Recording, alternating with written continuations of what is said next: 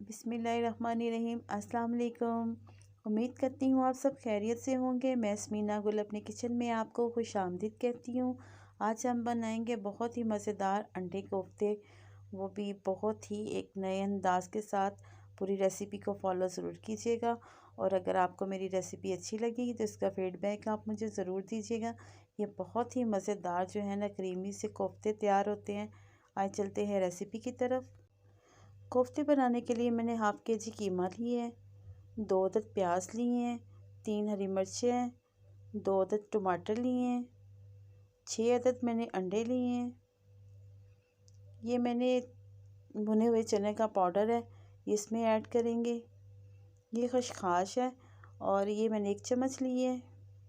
1 चम्मच सूखा धनिया है, लाल मिर्च है और 1 चम्मच नमक है। 1 चम्मच गरम मसाला है और 1 चम्मच ज़ीरा पाउडर है। ये मैंने कुछ काजू और बादाम लिए हैं।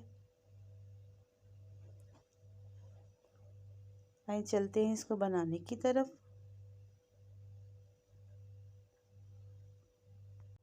कीमे में हम शामिल करेंगे 1 चम्मच लाल मिर्च का, 1 चम्मच नमक शामिल करेंगे और ये खसखस जो है इसका बहुत ही अच्छा टेस्ट आता है, ये शामिल करेंगे। भुने हुए चनों का आटा, सूखा धनिया और गरम मसाला,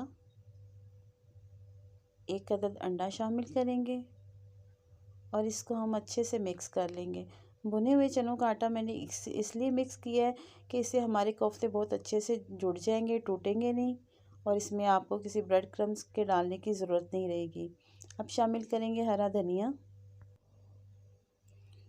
अब हाथों को ऑयल लगा के हम इनके छोटे छोटे बॉल्स बना लेते हैं, नॉर्मल साइज़ में, ना ज़्यादा बड़े ना छोटे। इस तरह इनको जो है ना गोल गोल बॉल्स जो है ना हम कोफ्ते की शेप बना लेते हैं। देखिए इसी तरह ही हम सारे कोफ्ते अपने रेडी कर लेते हैं। ये देखें एक ही साइज़ के कोफ्ते तैयार हो गए हैं। अब ये काजू और बादाम जो मैंने लिए थे, बादाम को मैंने गर्म पानी में डाल के इनका छिलका उतार लिया है।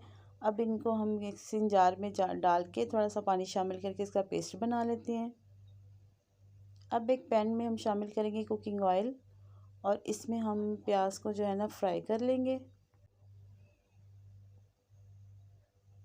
प्याज को 2 से 3 मिनट हम अच्छे से फ्राई करेंगे और इसमें हम साथ ही जो है ना हरी मिर्चें शामिल करके इनको भी फ्राई कर लेंगे।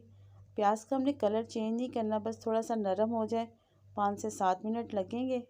देखिए बस इतना से इसको नरम करना है। अब इस प्याज को हम निकाल लेते हैं।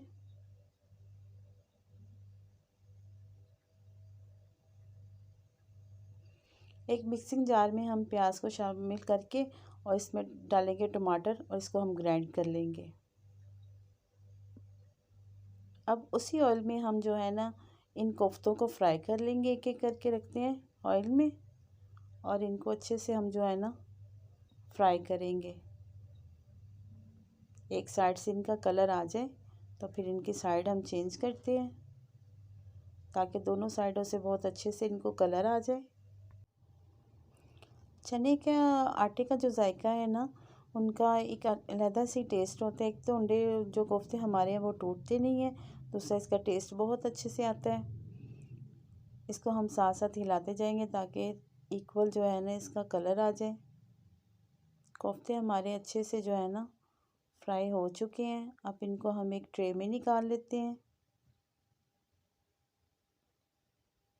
इसी ऑयल में जो हमने प्याज और टमाटर का पेस्ट बनाया था उसको शामिल करते हैं और इसको अच्छे से जो है ना इसी ऑयल में हम फ्राई कर लेते हैं, भून लेते हैं अच्छे से। 5 से 7 मिनट इसको भूनने के बाद देखें कितने अच्छे से ऑयल ऊपर आ गया। अब शामिल करेंगे 1 चम्मच नमक, 1 चम्मच लाल मिर्च, हाफ चम्मच हल्दी का, ज़ीरा पाउडर 1 चम्मच और सूखा धनिया 1 चम्मच। अब इसको हम अच्छे से जो है ना इस मसाले को भून लेंगे ताकि हमारी मसालों का जो टेस्ट है वो अच्छे से इस ग्रेवी में शामिल हो जाए। 10 से 15 मिनट को इसको अच्छे से भूनने के बाद देखें ऑयल बहुत अच्छे तरीके से ऊपर आ चुका है, मसाला हमारा रेडी हो चुका है। अब इसमें हम एक एक करके कोफ्ते रखेंगे और इनको अच्छे से भून के, हाफ कुक तो हमारे पहले ही कोफ्ते हो चुके हुए हैं। इन मसाले में हम इसको अच्छे से जो है ना वो भूनेंगे। अब जो काजू का पेस्ट बनाया था वो शामिल करेंगे। इससे ये बहुत ही क्रीमी बनते हैं और बहुत ही अच्छा टेस्ट आता है इसका। ये खाने में बहुत ही मज़ेदार होते हैं। आप इनको ट्राई ज़रूर कीजिएगा, इंशाल्लाह आपको बहुत ही मज़ा आएगा खाने में और बहुत टेस्टी लगेंगे।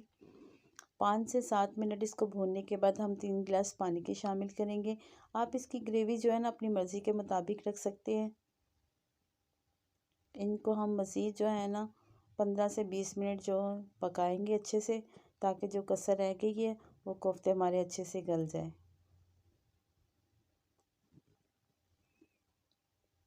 देखिए माशाल्लाह से हमारे कोफ्ते रेडी हो चुके हैं। अब इसमें हम शामिल करेंगे अंडे।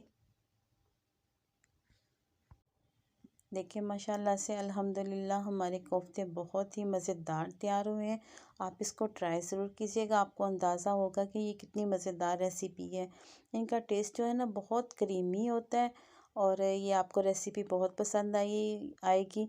अगर आपको मेरी रेसिपी पसंद आएगी तो इसको लाइक शेयर और सब्सक्राइब ज़रूर कीजिएगा और साथ लगे बेल आइकन के बटन को ज़रूर प्रेस कीजिएगा, ताकि मेरी हर आने वाली वीडियो का नोटिफिकेशन सबसे पहले आप तक पहुंच सके। अल्लाह पाक हम सबको अपने हिफ्ज़ ईमान में रखे और अल्लाह पाक हमारे रिज़्क़ में बहुत बहुत इजाफ़ा करे। मुझे दे इजाज़त, मिलते हैं अगली मज़ेदार रेसिपी के साथ। ओके, अल्लाह हाफिज़।